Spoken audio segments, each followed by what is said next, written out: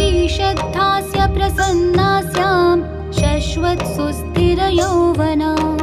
नारायणप्रियां शान्तां सत्सौभाग्यसमन्विताम् बिभ्रतीं कबरीभारं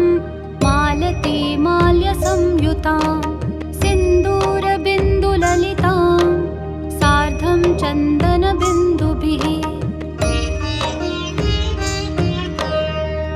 कस्तूरिपत्रकं गण्डे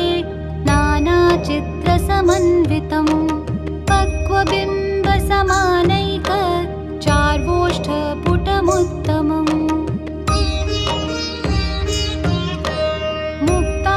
मुक्तापङ्क्तिप्रभाजुष्ट दन्तपङ्क्तिमनोहरा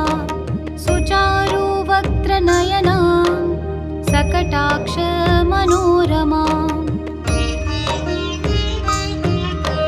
स्थलपद्माभा प्रजुष्ट